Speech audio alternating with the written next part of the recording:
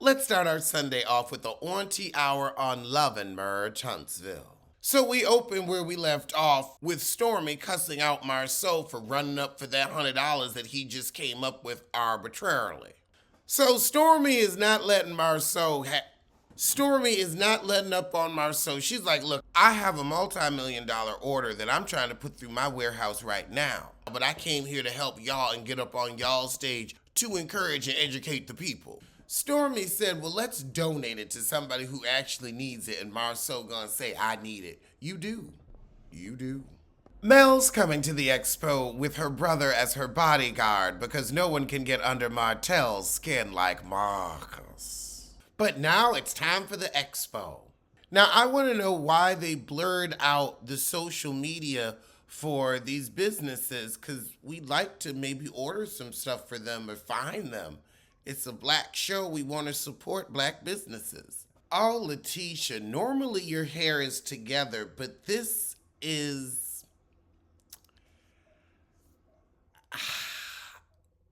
It looks like you was playing in your mama's wigs. I don't know whether it just looks too new, too fresh, but the curls are giving me clown. It's clownish. The way it falls, it's a clumpy, clownish wig. We gotta talk about the you. We gotta talk about the unit. Okay, it is a unit. It's not like hair that's individual, but together. This is a clumped unit. In the words of the great Funky Dineva, fresh out the pack. Fresh out the pack. And the look don't track when it's fresh out the pack.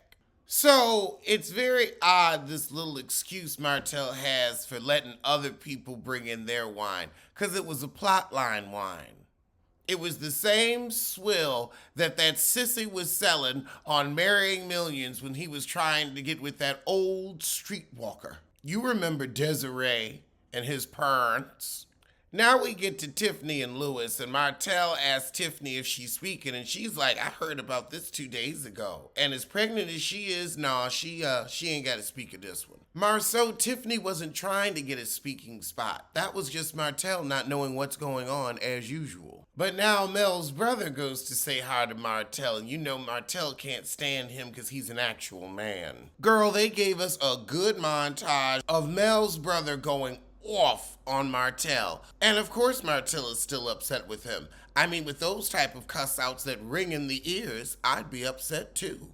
But then again, I just become a good father and change my behavior. But you know, I'll always expect a lesser action from a lesser man.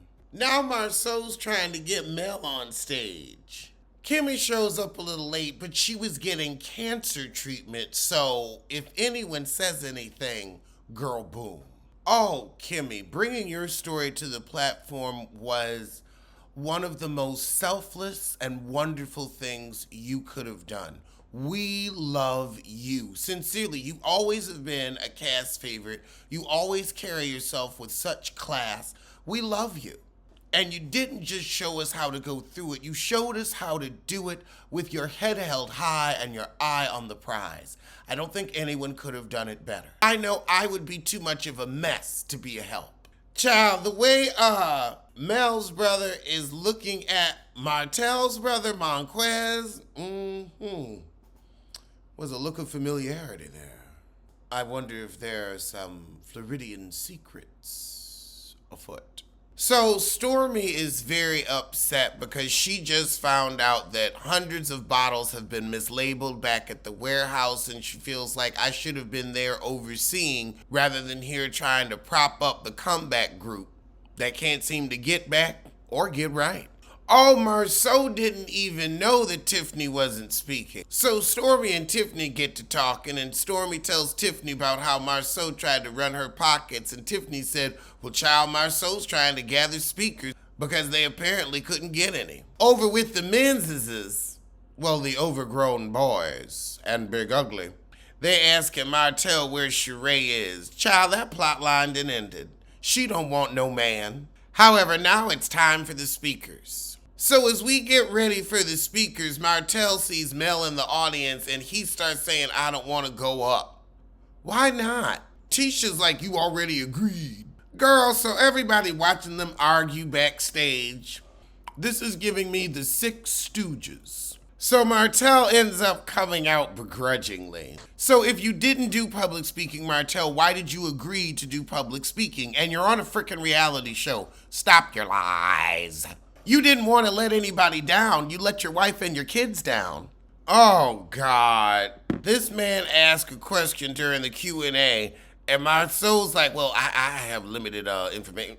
Maybe you should have let somebody else field that question. So at Stormy's house, Stormy tells her husband about how Marceau tried to run her pockets. And her husband said, look, while I was on the road, I was thinking, I wouldn't mind us having another kid, but I can't watch you go through that again. So let's talk circuit. Smart. But now we've got Kimmy, Stormy, Tiffany, and mealy mouth Tisha at lunch to go over the Expo. Tiffany says, I think that me and my husband were just left out. Kimmy was like, you weren't. Well, one, you're really pregnant. Let's start there. Kimmy says, well, if you didn't get an invitation to participation, that was an oversight. Tiffany, you always want to be up in the mix with no batter. Tisha said, I don't even know what Tiffany do. Meanwhile, Stormy looks like she's ready to get her thunder clapping. And now Stormy says, well, I didn't appreciate how Marceau said, you need to give me my money.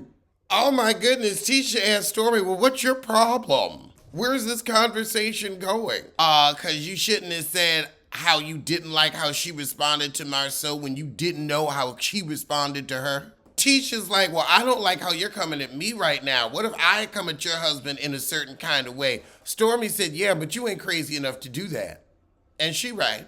Kimmy's like, okay, Stormy, you're being patronizing at this point. Given the time and budget for this event, Stormy and Tiffany should be congratulating you. Maybe you should have given it more time and money so it would be something positive to talk about.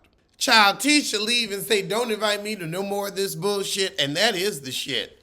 Stormy gave them both the business. Oh my God, but Kiki is on the loose and there's an APB out on her coming up. But they're also gonna get Marceau on Always Coming for Women. And it's about damn time. Well, I'm see you soon for something. Probably Bill Collective. Oh, Mel said nobody crying about you, Marceau. Tisha won't even be crying about you when she leave. Would Tisha ever have enough backbone to leave? Because she ain't got enough backbone to sit up straight, so I don't know. I think she'll let him cheat in peace. And I'm sorry, but that big ugly, but then again, he ain't even got a pocket to run, so maybe Tisha should get on. She'd probably be more successful on her own. Leave that big ugly alone. But we've got a Marceau affair rumor yet again. I don't care if he's laying it low or spreading it wide at this point. Who want to look at him? That's really the story. Who wants to look at him and why?